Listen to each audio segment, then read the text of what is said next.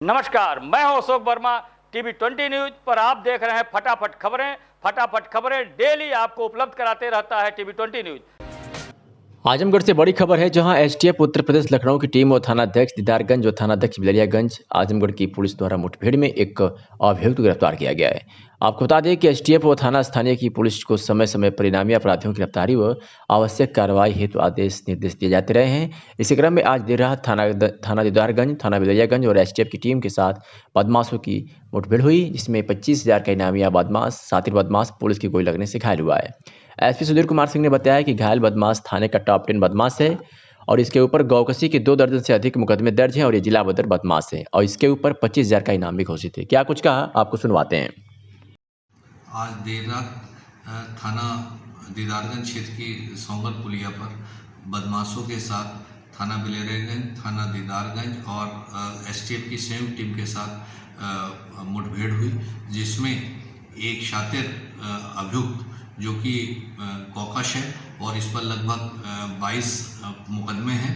इस 25,000 रुपये का इनामी बदमाश है। पुलिस मुठभेड़ में पुलिस की गोली लगने से घायल हुआ। इसके पास से तमंचा कारतूस बरामद हुए हैं। यह महाराजगंज से वांटेड था और इस पर 25,000 रुपये का इनाम मेरे द्वारा घोषित किया गया था। एक शातिर बदमाश है और गौकशी के लगभग 2 दर्जन मुकदमों में संलिप्त रहा है। इस पर गैंगस्टर एक्ट के भी मुकदमे हैं। ये जिला बदर बदमाश भी था और थाने का टॉप 10 बदमाश भी है। आजमगढ़ के अतरौलिया से खबर है, जहां बुधवार को अपर पुलिस अधीक्षक ग्रामीण क्षेत्र अधिकारी बुढ़नपुर के कुशल नेतृत्व में प्रभारी निरीक्षक पंकज पांडे व सब इंस्पेक्टर माखन सिंह द्वारा मैं फोर्स के साथ क्षेत्र में अभियुक्तों की तलाश में दबिश दी जा रही थी कि दबिश के दौरान थाना अतरौलिया आजमगढ़ का अभियुक्त राजकुमार पुत्र गोविंद, बुधिराम पुत्र झिनक, हरिराम पुत्र झिनक निवासी चितौना खास अतरौलिया को उनके घर से ही गिरफ्तार कर लिया गया और पुलिस अपनी अगली कार्रवाई में न्यायालय भेज दिया है। और इस वक्त की सबसे बड़ी खबर लखनऊ से, जहां केंद्र सरकार द्वारा लाए गए कानून के विरोध में आप कार्यकर्ताओं ने धरना दिया है, जहां पर आप कार्यकर्ताओं पर पुलिस ने लाठीचार्ज किया है और पुलिस कार्यकर्ताओं के बीच जमकर झड़प की भी तस्वीरें सामने आई है। गांधी प्रतिमा पर यह कार्यकर्ता जा रहे थे, जहां पर पुलिस ने लाठीचार्ज किया है। आप कार्यकर्ताओं को हिरासत में भी पुलिस ने ले लिया है। तो बड़ी खबर है इस वक्त की लखनऊ से, जहां पर आप कार्यकर्ताओं पर जमकर पुलिस प्रशासन ने लाठियां भाजी है, जो तस्वीरें मीडिया के कैमरे में कैद हुई है। तस्वीरें आपके सामने हैं, जो लखनऊ के गोमती नगर स्थित 1090 चौराहे की है, जहां पर आम आदमी पार्टी ने दिल्ली सरकार के अधिकारों को लेकर धरना प्रदर्शन किया था और इसी दौरान लखनऊ पुलिस ने इन कार्यकर्ताओं पर जमकर लाठियां चलाई है। तस्वीरें आपके सामने, आप देख सकते हैं कि किस तरीके से पुलिस द्वारा आप कार्यकर्ताओं पर लाठियां चार्ज की गई हैं।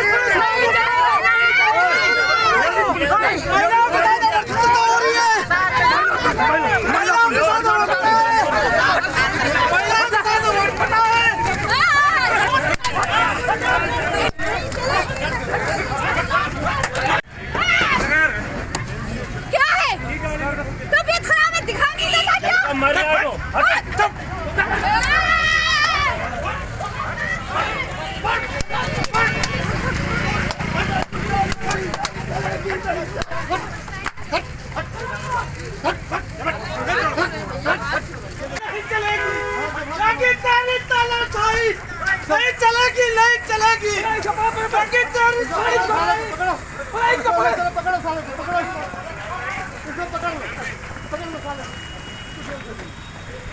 नहीं चलेगी, मोदी तेरी गुंडागर्दी नहीं चलेगी, नहीं चलेगी। ब्रजेश सिंह उर्फ अरुण सिंह का जन्म वाराणसी में हुआ था। कहा जाता है कि उनके पिता रविंद्र सिंह की गिनती रसूखदार लोगों में होती थी और राजनीति में भी उनकी अच्छी पैठ थी। डॉन बनने के बाद ब्रजेश सिंह की गिनती कुख्यातों की लिस्ट में होने लगी, लेकिन कुख्यात बनने से पहले पढ़ाई लिखाई के दिनों में ब्रजेश सिंह की गिनती होनहार छात्रों में होती थी। बताया जाता है कि ब्रजेश सिंह बचपन से ही पढ़ाई लिखाई में काफ़ी होनहार थे। साल 1984 में उन्होंने इंटर की परीक्षा पास की थी। इस परीक्षा में उन्हें अच्छे अंक मिले। यूपी के ही एक कॉलेज से उन्होंने बीएससी की पढ़ाई भी की। वहाँ भी उनका नाम होनहार छात्रों की श्रेणी में आता था। पढ़ाई लिखाई में होनहार के एक छात्र के डॉन बनने की कहानी बेहद चौंकाने वाली है। पिता की हुई थी हत्या 27 अगस्त 1984 को वाराणसी के धनारा गांव में ब्रजेश सिंह के पिता रविंद्र सिंह की हत्या कर दी गई थी। इस हत्याकांड में हरिहर सिंह और पांचू सिंह समेत कुछ अन्य बदमाशों का नाम उस वक्त सामने आया था। यह भी कहा जाता है कि सियासी रंजिश में ब्रजेश सिंह के पिता की हत्या हुई थी। पिता की हत्या के बाद ही शुरू हुई ब्रजेश सिंह के माफिया बनने की कहानी। दरअसल ब्रजेश सिंह अपने पिता के हत्यारों को मौत के घाट उतारना चाहते थे। रविंद्र सिंह की हत्या के करीब 1 साल बाद हरिहर सिंह की हत्या कर दी गई। कहा जाता है कि इस हत्याकांड में ब्रजेश सिंह का ही हाथ था और इस कत्ल के बाद वो फरार भी हो गए थे। जेल में हुई त्रिभुवन सिंह से दोस्ती इसके कुछ महीनों बाद हरिहर सिंह के 5 अन्य साथियों की हत्या हुई। इन सभी को गोलियों से भून दिया गया था। इस कत्लेआम में ब्रजेश सिंह का नाम उछाला और पहली बार ब्रजेश सिंह गिरफ्तार हुए। जेल में बंद ब्रजेश सिंह की मुलाकात गाजीपुर के मुड़ियार गांव के रहने वाले त्रिभुवन सिंह से हुई। दोनों के बीच दोस्ती इतनी गहरा गई कि दोनों एक साथ कई गंभीर वारदात में सक्रिय हो गए। धीरे धीरे पूरे पूर्वांचल में इस गैंग की तूती बोलने लगी। शराब, रेशम और कोयले के धंधे में इस गैंग की एंट्री ने उस वक्त तहलका मचा दिया था। मुख्तार अंसारी से हुई भिड़ंत कहा जाता है कि ब्रजेश सिंह की छवि पूर्वांचल के बड़े माफिया के तौर पर बन गई थी। कोयले की ठेकेदारी को लेकर उस वक्त के और एक बड़े माफिया मुख्तार अंसारी के साथ ब्रजेश सिंह का पंगा हो गया। ठेकेदारी और कोयले के कारोबार को लेकर दोनों गैंग के बीच कई बार गोलीबारी हुई, जिसमें जान माल का नुकसान भी हुआ। दाऊद से हुई मुलाकात 90 के दशक में ब्रजेश सिंह का उत्तर प्रदेश के बाहुबली मुख्तार अंसारी के गैंग से आमना सामना हुआ। इस दौरान वह पुलिस और मुख्तार के गैंग से बचने के लिए मुंबई चले गए। यहाँ पहुंचने के बाद दाऊद के करीबी सुभाष ठाकुर से उनकी मुलाकात हुई। कहा जाता है कि सुभाष ठाकुर ही वो शख्स था जिसके जरिए ब्रजेश सिंह दाऊद से मिले। इसके बाद ब्रजेश ने दाऊद के लिए भी काम करना शुरू कर दिया। दाऊद के जीजा इब्राहिम कासकर की हत्या का बदला लेने के लिए ब्रजेश 12 फरवरी 1992 को जेजे अस्पताल पहुंचे। बताया जाता है कि यहाँ डॉक्टर का वेश बनाकर गवली के गैंग के 4 लोगों को पुलिस के पहरे के बीच ब्रजेश ने मार दिया था। उनकी इस साथिराना चाल को देखकर दाऊद काफी खुश हो गया और ब्रजेश अंडरवर्ल्ड डॉन के और करीब आ गए। हालांकि 2 कुख्यातों की यह दोस्ती ज्यादा दिनों तक नहीं चली। साल 1993 में हुए मुंबई ब्लास्ट के बाद दोनों में मतभेद हो गया। जानकारों की माने तो ब्रजेश सिंह मुंबई को दहलाने की दाऊद की योजना से पूरी तरह अनजान था। इस ब्लास्ट में हजारों बेगुनाह मारे गए और सैकड़ों लोग घायल हुए। दाऊद इब्राहिम के इस कदम के बाद दोनों के बीच एक दीवार खड़ी हो गई। माना जाता है कि इसके बाद दोनों एक दूसरे के दुश्मन बन गए। हालांकि मुंबई ब्लास्ट के पहले ही दाऊद ने देश छोड़ दिया। बाद में साल 2008 में ब्रजेश सिंह को ओडिशा से गिरफ्तार किया गया। और अम्बेडकर नगर में एक स्कूल प्रशासन की लापरवाही सामने आई है। और लापरवाही हम इसलिए कह रहे हैं क्योंकि खुलेआम स्कूल में छात्र छात्राएं मोबाइल लेकर के घूम रही हैं। इसी दरमियान छात्र छात्राओं का एक अश्लील वीडियो अब सोशल मीडिया पर वायरल हुआ है, जिसकी वजह से क्षेत्र में हड़कंप मचा हुआ है। अलग अलग छात्र छात्राओं के कई वीडियो अलग अलग एंगल से वायरल हुए हैं। चलती क्लास में ही ये अश्लील वीडियो बनाए गए हैं। विद्यालय की ऐसे में बड़ी लापरवाही कही जाएगी, क्योंकि बच्चे स्कूल में मोबाइल लेकर घूम रहे हैं और स्कूल प्रशासन को इसकी भनक नहीं है। वीडियो वायरल होने के बाद 2 छात्रों को सस्पेंड किया गया है। अच्छी शिक्षा और व्यवस्था के नाम पर ऐसे स्कूल अभिभावकों से मोटी फीस वसूलते हैं, लेकिन ये तस्वीरें कुछ और ही बयां कर रही है। अम्बेडकर नगर जलालपुर के एक स्कूल का ये मामला सामने आया है। इस स्कूल का नाम तो पता है, लेकिन हम इस स्कूल का नाम नहीं बताएंगे क्योंकि मीडिया की गाइडलाइंस के बाहर है। तो बस आपको ये संकेत कर दे रहे हैं कि अम्बेडकर नगर के जलालपुर का ये स्कूल है जिसमें इस तरह की वीडियो सामने आई है, जहां पर छात्र छात्राओं का अश्लील वीडियो सोशल मीडिया पर जमकर वायरल हुआ है। तस्वीरें हम आपको खुलेआम दिखा भी नहीं सकते, इसलिए तस्वीरों को ब्लर करना पड़ रहा है। तो ये बड़ी खबर है अम्बेडकर नगर से, जहां छात्र छात्राओं का अश्लील वीडियो अब सोशल मीडिया पर वायरल होने के बाद विद्यालय प्रशासन के हाथ पांव फूल गए हैं। और ऐसे में इस विद्यालय प्रशासन पर बड़ी लापरवाही के आरोप देखे जा सकते हैं और लग भी सकते हैं, क्योंकि इस तरह की हरकत अगर स्कूल में छात्र छात्राएं कर रहे हैं तो ये कतई सही नहीं है। विद्यालय प्रशासन को इस पर तुरंत एक्शन भी लेना चाहिए और अपने नियमों को चुस्त और दुरुस्त भी करना चाहिए। तो तस्वीरें आपके सामने है जो अम्बेडकर नगर जनपद से है, जहां छात्र छात्राओं का अश्लील वीडियो वायरल हुआ है, जिसके बाद इलाके में हड़कंप मचा हुआ है। हालांकि स्कूल प्रशासन ने कार्रवाई करते हुए 2 छात्रों को सस्पेंड कर दिया है। हथरौलिया के स्थानीय ब्लॉक संसाधन केंद्र पर खंड स्तरीय संगोष्ठी प्रेरणा ज्ञानोत्सव समारोह का आयोजन हुआ, जिसकी अध्यक्षता राजकुमार एवं संचालन सुरेंद्र यादव ने किया। कार्यक्रम के मुख्य अतिथि नगर पंचायत के चेयरमैन सुभाष चंद्र जायसवाल एवं विशिष्ट अतिथि उप जिलाधिकारी बुढ़नपुर अरविंद कुमार सिंह एवं खंड विकास अधिकारी हथरौलिया विनोद कुमार बिंद एवं सामुदायिक स्वास्थ्य केंद्र के चिकित्सा अधीक्षक डॉक्टर शिवाजी सिंह रहे। समारोह का मुख्य उद्देश्य कोविड-19 के उपरांत विद्यालय खुलने पर बच्चों का अभिवादन एक अतीत के रूप में, जिससे वे विद्यालय में सहज और मिशन प्रेरणा के उद्देश्य से अवगत हो। कार्यक्रम का शुभारंभ सरस्वती वंदना से प्रारंभ हुआ। इस दौरान उपस्थित बालिकाओं द्वारा स्वागत गीत एवं देश प्रेम के गीत भी गाए गए। आए हुए अतिथियों का खंड शिक्षा अधिकारी शैलेंद्र त्रिपाठी द्वारा माल्यार्पण कर स्वागत किया गया। कार्यक्रम में बोलते हुए उप जिलाधिकारी बुढ़नपुर ने कहा कि इस तरह के आयोजन से बच्चों को आगे बढ़ने में मदद मिलती है एवं बच्चे शिक्षा के प्रति आकर्षित होते हैं। क्या कुछ कहा शैलेंद्र त्रिपाठी खंड शिक्षा अधिकारी ने, सुनवाते हैं आपको। परिसर में ये प्रोग्राम किया गया, इसके बारे में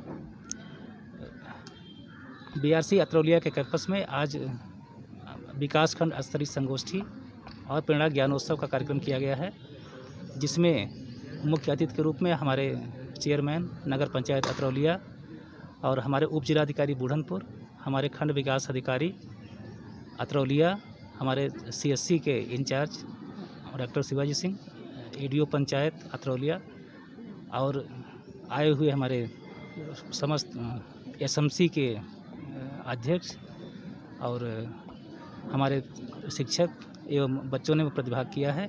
इस कार्यक्रम का उद्देश्य है कि कोविड-19 के कारण जो लगभग 1 वर्ष की हमारी शिक्षा बाधित हुई थी, उसका कुप्रभाव कैसे कम पड़े और हम बच्चों के अधिगम स्तर को कैसे प्राप्त कर सकें।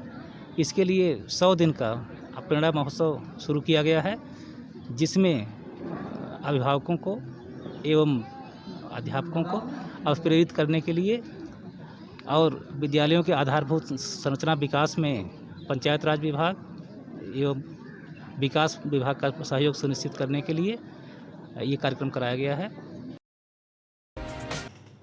उत्तर प्रदेश के मुख्यमंत्री योगी आदित्यनाथ अपराधियों पर कहर बनकर टूटे हैं और इसी क्रम में पूरे प्रदेश भर में अपराधियों के खिलाफ लगातार कार्रवाई की जा रही है, जिसमें जिला प्रशासन लगातार कार्रवाई कर रहा है।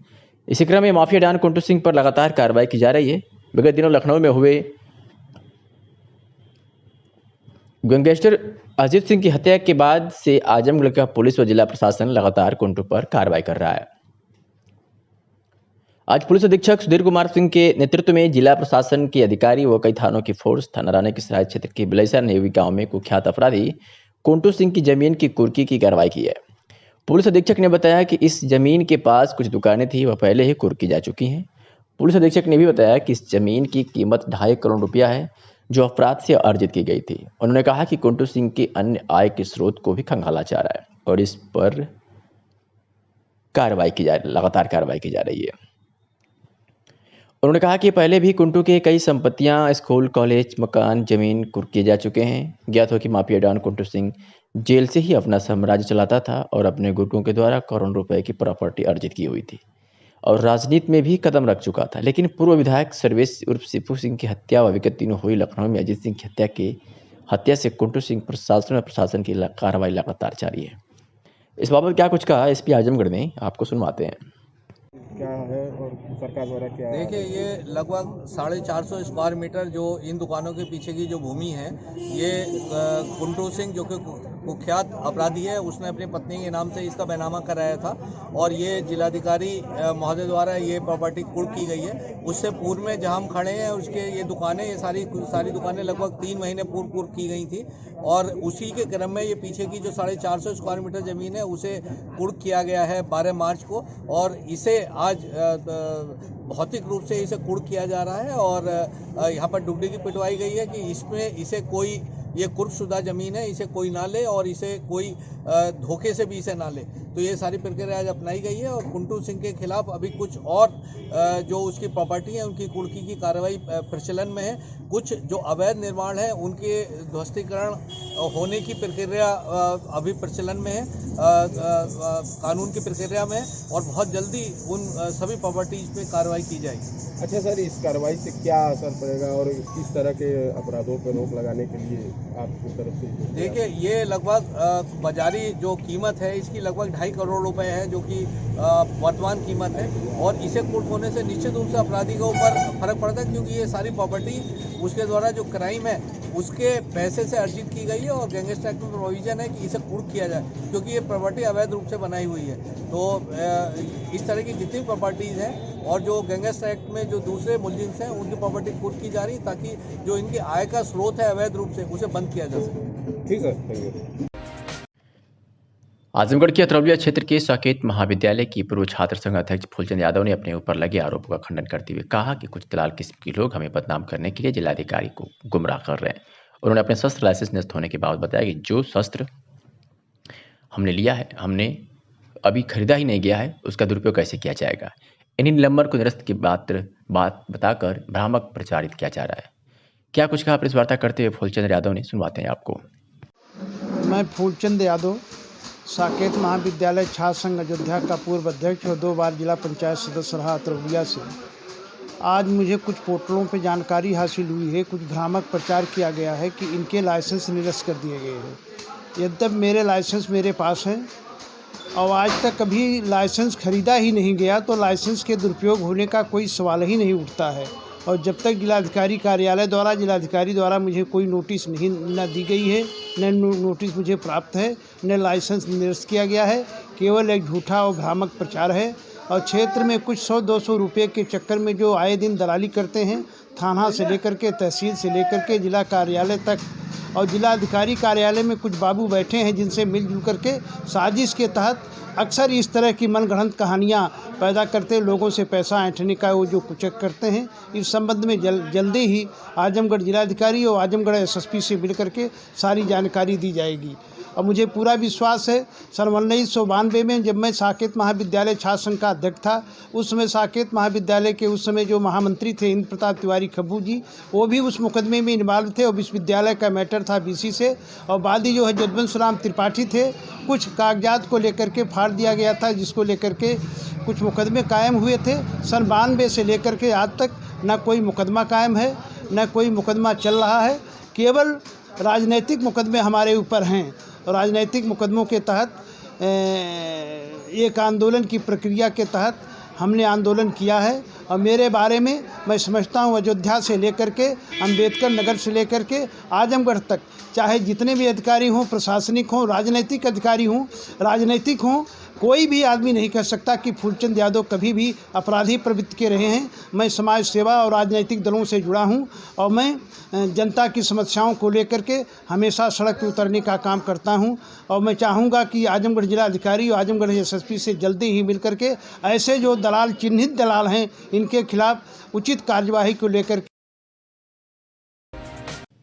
सगड़ी तहसील क्षेत्र के अजमतगढ़ के पूर्व माध्यमिक विद्यालय काजी की दिकवनिया में बुधवार को खंड स्तरीय प्रेरणा गानोत्सव एवं TLM मेला एवं प्रदर्शनी का आयोजन किया गया, जिसमें ब्लॉक कुल 20 न्याय पंचायतों के कुल 164 प्राथमिक एवं जूनियर विद्यालयों के द्वारा प्रतिभाग किया गया।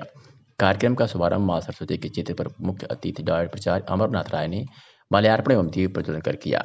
विद्यालय की छात्राओं ने सरस्वती वंदना पर स्वागत गीत प्रस्तुत कर सभी का मन मोह लिया। 20 प्रेरक बच्चों को एवं अभिभावकों को प्रस्तुति पत्र वितरित किया गया। बच्चों एवं अध्यापकों और बच्चों को द्वारा एक से बढ़कर स्वयं द्वारा निर्मित सामग्रियों से बनाए गए मॉडलों का प्रदर्शन किया। सरकार द्वारा चलाई जा रही बेहतरीन प्रशिक्षण के द्वारा अध्यापकों और बच्चों को नवाचार के द्वारा जो नए तकनीक से शिक्षा दी रही है, उससे आने वाले समय में प्राथमिक और जूनियर विद्यालय मॉडल के रूप में देखा जाएगा। तो ये विद्यालयों द्वारा बनाए गए मॉडलों का TLM के माध्यम से बेहतरीन प्रदर्शन किया गया, जिसमें सूर्य ग्रहण, चंद्र ग्रहण, नवाचार, शून्य निवेश आदि जैसे मॉडलों को बेहतरीन प्रदर्शन किया गया। प्रदर्शनी और मेले का अवलोकन डायरेक्टर प्राचार्य अमरनाथ राय ने किया और कार्यक्रम को संबोधित करते हुए कहा कि इस तरह के प्रदर्शन से एक दूसरे विद्यालय में प्रतिस्पर्धा के भावना का विकास होगा और अध्यापक बेहतर करेंगे। 6 से 14 वर्ष के बच्चों के जो प्राथमिक शिक्षा में हमारे प्रतिभाग करते हैं, हमारे छात्र हैं, उनके गुणवत्तापूर्ण शिक्षा प्रदान करने के लिए जो मिशन प्रेरणा कार्यक्रम चला है, उसके तहत ये कार्यक्रम शुरू किया गया है, जो इसमें प्रेरणा ज्ञानोत्सव समारोह का। इसमें TLM के मेले भी लगे हैं और सारी चीज़ों को सारे शिक्षक अपने लर्निंग बाय डूइंग एंड क्या नाम है, जॉयफुल लर्निंग, इन सब चीज़ों को दर्शाया है। कि हम किस तरह से बच्चों को शिक्षा देंगे, किस तरह से खेल खेल में शिक्षा देंगे, जिससे हम बच्चों को उनके न्यूनतम अधिगम स्तर जो प्रेरणा लक्ष्य है हमको उसको प्राप्त कराने हो गया। हमारा लक्ष्य है मार्च 31 मार्च 2022 तक हम पूरे प्रदेश को एक प्रेरक प्रदेश बनाएंगे। हमारे सारे बच्चे जो निर्धारित अधिगम स्तर है उसको हर गणित और भाषा में प्राप्त करेंगे। और उसके लिए तो मैं उन सभी आचार्यों को धन्यवाद करूंगा जिन्होंने सरकार की मंशा को आगे बढ़ाने की पूरी कोशिश किया है। TLM ग्रामीण स्तर के बच्चों में पढ़ने और सीखने की अभिरुचि पैदा करेगा, उनके भीतर लगनशीलता को पैदा करेगा। और आज इस कार्यक्रम को देख करके और जो उनके प्रेजेंटेशन थे, जो प्रकटीकरण थे, जो उन्होंने स्टॉल लगाया है और विभिन्न विधाओं के माध्यम से बच्चों को शिक्षित करने का जो अभिनव प्रयोग किया है, मैं उसकी भूरी भूरी प्रशंसा करता हूं। और हमारी सरकार यानी पूज्य योगी जी उत्तर प्रदेश के मुख्यमंत्री का ये मानना है कि जब तक ग्रामीण भारत का सशक्तिकरण नहीं होगा, समृद्धिकरण नहीं होगा, तब तक देश विश्व पटल पर अच्छे प्रकार से विकसित। आजमगढ़ जनपद में पुलिस अधीक्षक के निर्देशानुसार अपराधियों पर की जा रही कार्रवाई के तहत आज आजमगढ़ के विभिन्न थानों की पुलिस ने अपनी कार्रवाई में बड़ी सफलता हासिल की और कई अपराधियों को गिरफ्तार कर सलाखों के पीछे भेज दिया है, जिसके बाद जनपदवासियों में खुशी की लहर है और पुलिस के प्रति जनपदवासियों की उम्मीदें बढ़ी हैं और कहीं ना कहीं वो ये सोच रहे हैं कि अपराध नियंत्रण पे अब पुलिस प्रशासन डंडा चल चुका है। इसी के तहत थाना गंभीरपुर पुलिस ने भी तमंचे व कारतूस के साथ जहां 3 अभियुक्तों को गिरफ्तार करने में सफलता हासिल की है, तो वही थाना अरोला की पुलिस ने भी एक वांछित अभियुक्त को गिरफ्तार कर अपने नाम एक कामयाबी हासिल की है। बात करें अगर मुबारकपुर पुलिस की, तो मुबारकपुर पुलिस ने भी चर्चित अंगद यादव हत्याकांड के एक नफर अभियुक्त को गिरफ्तार किया है। तो वही मेनाजपुर पुलिस ने भी पुलिस पार्टी पर फायर करने वाले एक अभियुक्त को गिरफ्तार किया है और उसके पास से एक तमंचा, जिंदा कारतूस व एक खोखा कारतूस बरामद किया है। तो वहीं आतरौलिया पुलिस ने भी दबिश के दौरान 3 अभियुक्तों को गिरफ्तार कर अपने नाम बड़ी कामयाबी हासिल की है। साथ ही आपको बता दें कि एसपी के निर्देश पर जनपद आजमगढ़ में समझ थाना द्वारा शांति व्यवस्था हेतु कुल 20 व्यक्तियों के विरुद्ध 151 CRPC से कार्रवाई की गई है। आजमगढ़ में डिस्ट्रिक्ट बार एसोसिएशन आजमगढ़ का लगातार 7वें दिन जिलाधिकारी व एसडीएम के खिलाफ धरना जारी रहा। सेंट्रल बार एसोसिएशन का मिला समर्थन। आपको बता दें कि पिछले कई दिनों से जिलाधिकारी व उप जिलाधिकारी के कार्यों से क्षुब्ध होकर डिस्ट्रिक्ट बार एसोसिएशन के अधिवक्ता पिछले 7 दिनों से डीएम और एसडीएम के खिलाफ धरने पर बैठे हैं। उनका कहना है कि जिलाधिकारी का रवैया अधिवक्ताओं के प्रति ठीक नहीं है। इसके बारे में जिलाधिकारी को अवगत कराया गया था और जिलाधिकारी ने आश्वासन भी दिया था कि वह एसडीएम से बात करेंगे, लेकिन आज तक जिलाधिकारी ने भी कोई आश्वासन नहीं दिया। एसडीएम की कार्रवाई से नाराज अधिवक्ता तब तक धरने पर रहेंगे जब तक उनका कहीं और ट्रांसफर नहीं हो जाता। इसी क्रम में आज सेंट्रल बार एसोसिएशन के अधिवक्ताओं ने भी उनके धरने को अपना समर्थन देकर न्यायिक कार्य से विरत रहे और आगे बताया कि अगर हमारे अधिवक्ता भाइयों के साथ उनका रवैया ठीक नहीं हुआ तो हम आगे और बड़ा आंदोलन करेंगे। क्या कुछ कहा त्रिभुवन पति तिवारी ने, सुनवाते हैं आपको। अपना परिचय देते हुए बताइए कि आज आप लोग समर्थन के लिए आए हैं, क्या मांगे? मैं त्रिभुवन पति तिवारी, एडवोकेट, अध्यक्ष सेंट्रल बार, डिस्ट्रिक्ट बार की समस्याओं और उप जिलाधिकारी महोदय के क्रियाकलाप से असंतुष्ट होकर डिस्ट्रिक्ट बार के सम्मानित सदस्यगण आंदोलित हैं और उनके प्रस्ताव के समर्थन में सेंट्रल बार पूर्ण रूपेण समर्थित है और जब तक यह आंदोलन जारी रहेगा सेंट्रल बार हमेशा डिस्ट्रिक्ट बार के प्रस्ताव का समर्थन करेगा। जहाँ तक उप जिलाधिकारी की बात है, हम लोग 3 दिन यहाँ जनपद अभिभाषक संघ में रह करके प्रैक्टिस करते हैं। उनका जो न्यायिक प्रक्रिया करने का तरीका है, अधिवक्ताओं के साथ जो उनका व्यवहार है, वादकारी के साथ जो व्यवहार है, यह अशोभनीय है, अमर्यादित है और उप जिलाधिकारी के ऐसे कृत्य से दुखी होकर के यह अधिवक्ता आज यह इस स्तर पर पहुंचा है कि हम उनके यहाँ कार्य करने में अपने को अक्षम पा रहे हैं। चूँकि डिस्ट्रिक्ट बार हमारा मदर बार है और लखनऊ के गोमती नगर स्थित आम आदमी पार्टी के प्रदेश कार्यालय में प्रदेश अध्यक्ष शिवाजीत सिंह ने प्रेस वार्ता की। इस दौरान आम आदमी पार्टी पर हुए लाठीचार्ज पर राज्य सरकार पर जमकर बरसे। उन्होंने कहा कि यूपी में जंगल राज है। शिवाजीत ने कहा कि संसद में शिक्षा बिल पास हुआ था, उसके विरोध में आम आदमी पार्टी ने प्रदर्शन किया, लेकिन योगी सरकार की पुलिस ने लाठीचार्ज किया। पुलिस ने महिला कार्यकर्ताओं के साथ भी अभद्रता की, साथ ही कई कार्यकर्ता घायल हो गए। इसके अलावा इलाहाबाद में भी पार्टी के कार्यकर्ताओं को हिरासत में लिया गया है। इसे लोकतांत्रिक देश में हर वर्ग के लोगों को आवाज़ उठाने का अधिकार है और हम लगातार आवाज़ उठाते रहेंगे। पत्रकारों से बातचीत करते हुए क्या कुछ कहा, सुनवाते हैं आपको। एक चुनी हुई सरकार, बहुमत की सरकार, लोकप्रिय सरकार, जिस सरकार के अधिकार में कटौती करना चाहती है, उसके खिलाफ, केंद्र सरकार की तानाशाही के खिलाफ आज उत्तर प्रदेश के सभी जिलों में पार्टी कार्यकर्ताओं ने विरोध प्रदर्शन किया। पूरे प्रदेश में कई जिले से ऐसी खबरें आ रही हैं कि हमारे कार्यकर्ताओं को गिरफ्तार किया गया, उन पर लाठियां चलाई गई, उनके खिलाफ मुकदमे कायम किए गए। एक तरफ एक चुनी हुई सरकार के अधिकार को कम करके मोदी जी लोकतंत्र की हत्या करना चाहते हैं और इसके खिलाफ जब उत्तर प्रदेश में पार्टी के कार्यकर्ता आंदोलन करना चाहते हैं, आंदोलन करते हैं, प्रतिवाद कहते हैं, तो योगी सरकार उन पर लाठियां बरसाने का काम करती है। आज लखनऊ में जिस तरीके से 10 नंबर चौराहे पर पार्टी कार्यकर्ताओं ने शांतिपूर्वक प्रदर्शन कर रहे थे और महामहिम राष्ट्रपति जी को संबोधित एक ज्ञापन देना चाहते थे, उस शांतिपूर्वक चल रहे आंदोलन को पुलिस ने जिस तरीके से बर्बरतापूर्वक पार्टी कार्यकर्ताओं पर लाठीचार्ज किया, हमारे बहुत से साथी उसमें घायल हुए। भाई शाहबाज खान जी, जिनको गंभीर चोट आई, बेहोश भी हुए, कार्यकर्ताओं ने उनको सिविल हॉस्पिटल में भर्ती भी कराना पड़ा। दूसरे हमारे कई साथी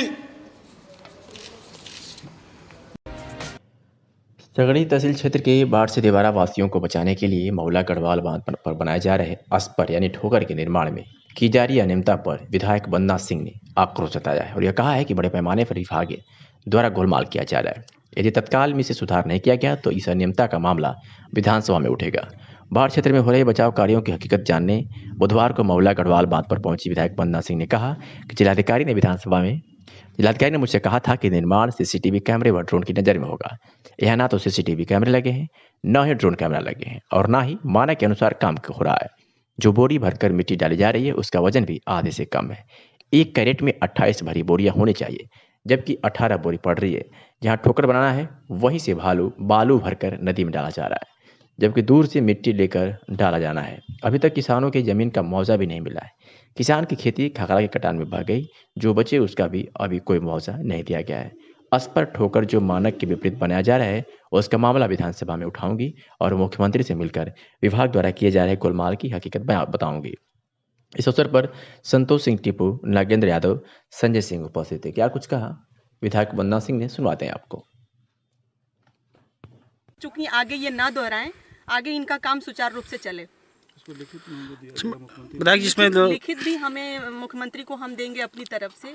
ये यहाँ का जो एरिया है ये इसके लिए बड़ी परिश्रम से पैसा आया हुआ है और अगर इसका पालन आप लोग सही ढंग से नहीं करेंगे, नहीं काम करेंगे तो फिर यहाँ के लोग तो वंचित रह जाएंगे लाभ उठाने से। विधायक आदेश था कि ड्रोन कैमरा की निगाह में काम होगा। क्या लगा है ड्रोन कैमरा यहाँ पे? नहीं लगा है। क्या लगता है इसे? अब ये लगवा लेंगे। कल तो हमारी जिलाधिकारी महोदय से बात हुई तो उनको बताया गया, उन्होंने भी फ़ोन करके इनके विभाग को बोला है, लेकिन अभी तो कहीं ड्रोन कैमरा दिख नहीं रहा है। तो इसके लिए आप क्या करेंगे?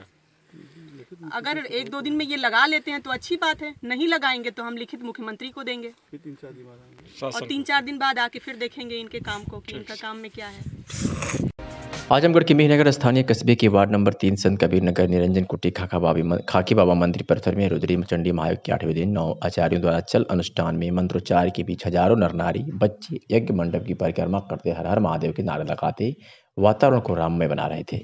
क्या बच्चे और क्या बूढ़े दिव्यांग सभी पुण्य का भागीदारी बनने के लिए अपनी श्रद्धा और क्षमता के अनुसार कोई 121 तो कोई 21 बार यज्ञ मंडप की परिक्रमा करता दिखा। रुद्रचंडी महायज्ञ मार्च 10 को कलश यात्रा से प्रारंभ होकर 18 मार्च 2021 को पूर्णाहुति और 19 मार्च को विशाल भंडारे का आयोजन किया गया है।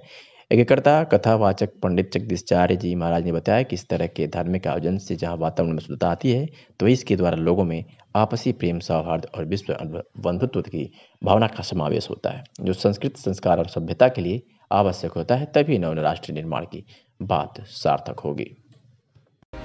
आजमगढ़ में राष्ट्रीय राजधानी क्षेत्र संशोधन अधिनियम 2021 के विरोध में आम आदमी पार्टी कार्यकर्ताओं ने प्रदेश उपाध्यक्ष राजेश यादव के नेतृत्व में जिलाधिकारी कार्यालय के बाहर जमकर विरोध प्रदर्शन एवं नारेबाजी की। इस दौरान राष्ट्रपति को संबोधित के पत्रक जिलाधिकारी को सौंपा गया। विरोध प्रदर्शन को संबोधित करते हुए प्रदेश उपाध्यक्ष राजेश यादव ने कहा कि केंद्र सरकार द्वारा राष्ट्रीय राजधानी क्षेत्र संशोधन अधिनियम 2021 बिल को दिल्ली के प्रचंड बहुमत से चुनी हुई सरकार के सारे अधिकार छीनकर नौकरशाहों के हवाले करना चाहती है। लोकतंत्र आम आदमी पार्टी की बढ़ती लोकप्रियता से में केंद्र सरकार बंद कर चोर दरवाजे से संविधान पीठ के फैसले को पलटने की साजिश कर रही है, जो किसी भी सूरत में जनता होने नहीं देगी और जिसके लिए संसद से लेकर सड़क तक तेज संघर्षरत किया जाएगा। केंद्र सरकार लोकतंत्र में राजतंत्र चलाने का रास्ता बनाने की फिराक में है, जो किसी सूरत में होने नहीं दिया जाएगा। जिला प्रभारी संध्या राजभर ने कहा कि केंद्र सरकार जनता के हित में काम करने वाली सरकार को बर्दाश्त नहीं कर पा रही है और उसे षड्यंत्र करके अधिकारहीन कर देना चाहती है। इस अवसर पर मुख्य रूप से जिलाध्यक्ष रविंद्र यादव।